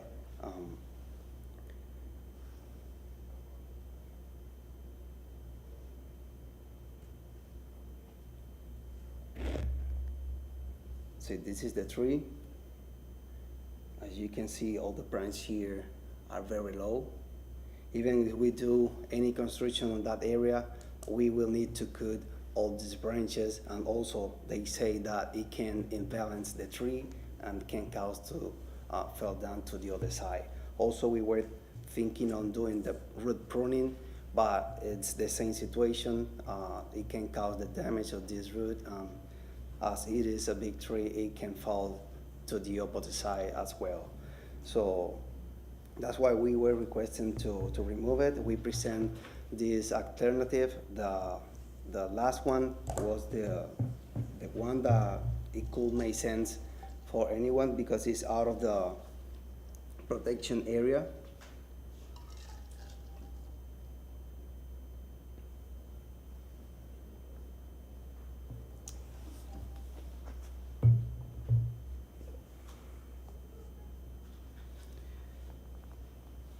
But doing this kind of house is kind of limited the space of living, so it's gonna be really hard to do something like that. So it's gonna end up on the misuse of the land.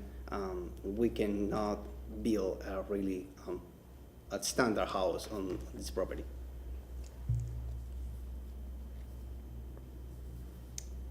Yeah, that's all I can say. If you have any questions, you can let me know. Does that conclude your presentation? Yep. Do we question here, or we want to ask them? I'm gonna have questions for Mr. Eister. Is there anyone here to speak for or against it? Okay, so we're cool.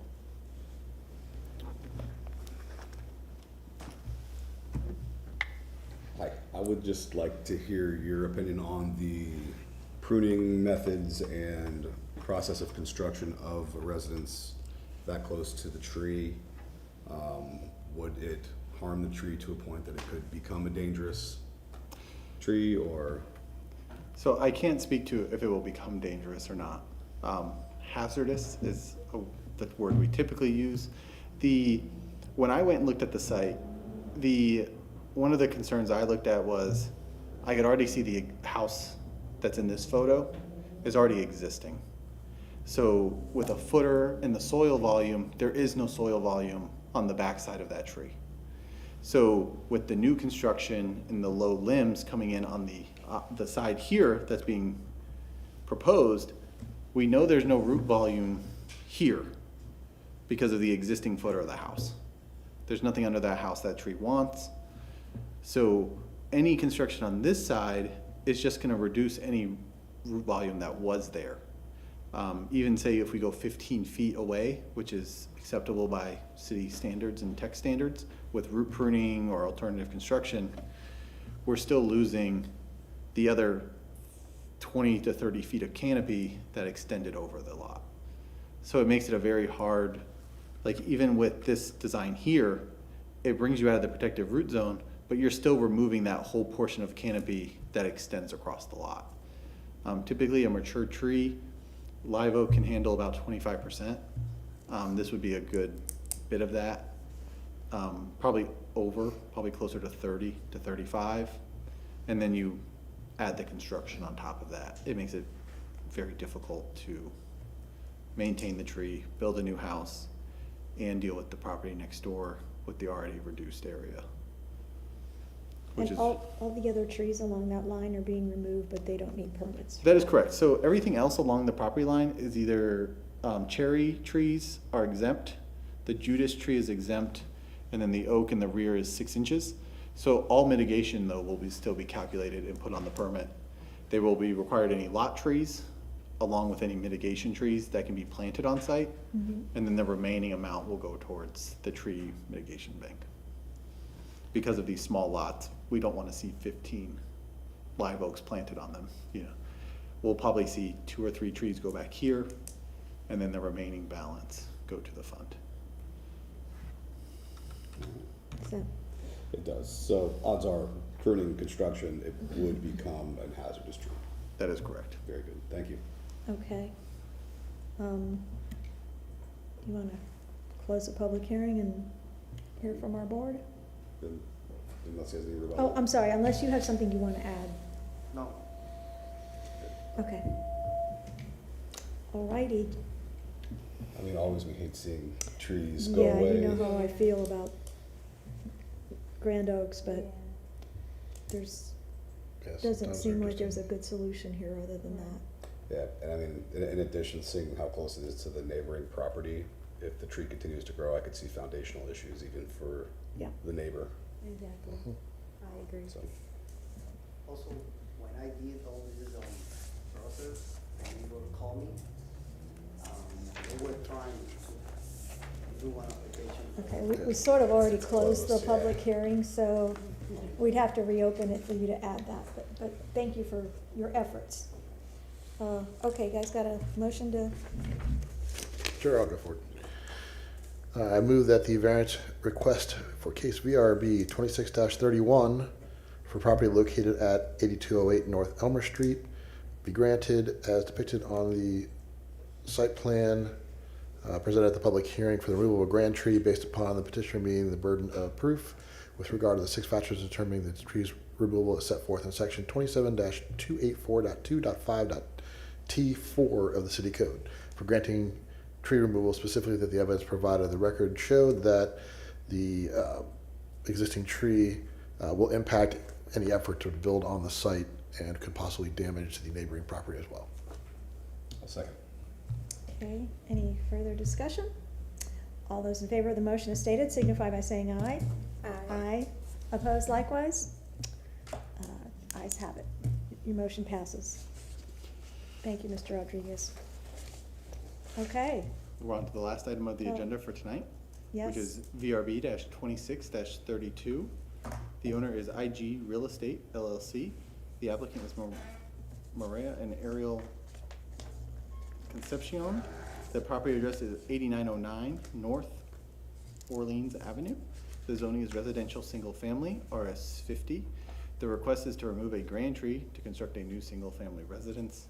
Code section 27-284.2.5, permit for grand tree removal, application required documentation, standards and criteria for decision, inspection and petition for review. The previous applications is BLD-25-0002817 and that's a permit for a new single family home. This is a outline of the property. The tree in question is a live oak, 33-inch DBH. Canopy measurement of 55 feet by 61 feet. The condition is a B4. The mitigation is 15 type 1 trees at 2.5-inch DBH. This is the location of the tree here. So this is the 41-inch tree. This is the proposed plan showing a house at the 7-foot setback and where that tree is located. So this tree is located within the buildable footprint of the lot, inside the 7-foot setback, but not far enough in the lot to be within the tree removal zone. It's in that buffer area. This is alternative site plan 1, showing what the house would look like, preserving the 2 trees on this side and the grand tree on this side, creating a long hallway and then a bump out. The road is here. This is option 2, which shows like a C-shaped design, and that would also put the house right up against the tree protection zone with the canopy still being impacted. Natural resources, no objections with condition. The tree is centrally located within the buildable area of the lot. It is situated approximately 60 feet from the front property line and 10 feet from the side property line. As a result, it impacts a significant portion of the buildable area. Transportation, wastewater, water, right-of-way, stormwater, and TECO all had no objections. And this is the criteria under 27-284.2.5 for grand tree removal. And I'm available, as always, for any comments, questions, or concerns. Thank you, sir. The applicant want to come forward?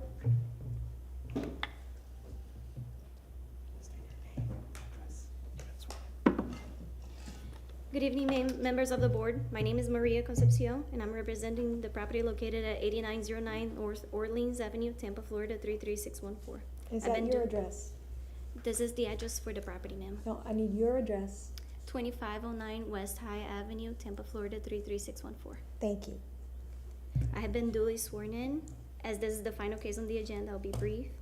In February 2024, we purchased the property originally platted as 8905 North Orleans Avenue, which constituted of four lots.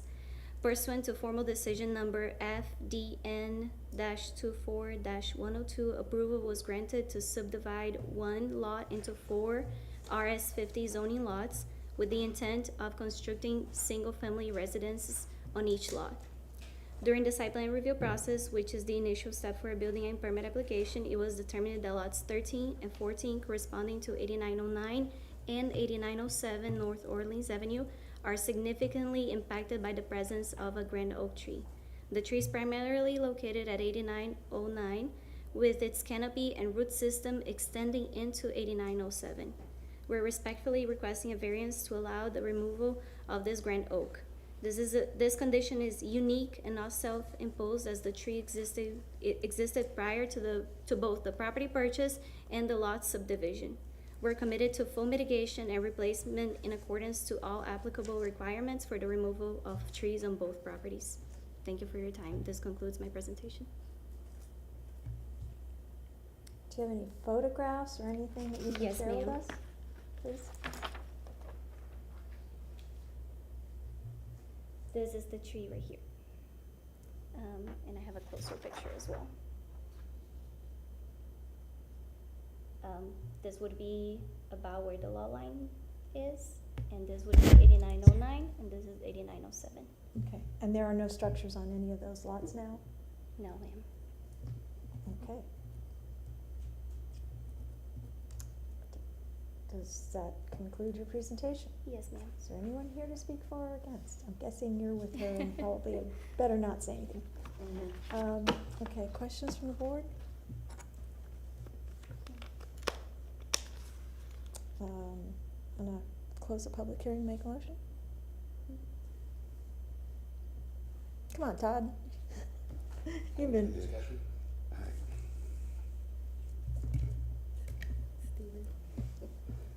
Aaron, what's up? I, just looking at the way that the lots were subdivided with an existing tree, you know, it was there, it's been there. They're subdivided knowing that it was gonna impede that specific lot. I'm guessing it impedes the lot to the north and the south. You know, this was one that you could have put a bigger house in around it before subdividing it, but now we're in a situation where, due to the current configurations of the lots, it does make it an unbuildable area.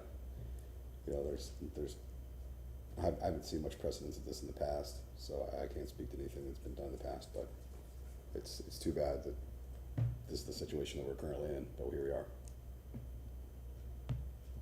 You mean to subdivide the 4 lots Right, so differently? so you had one large lot.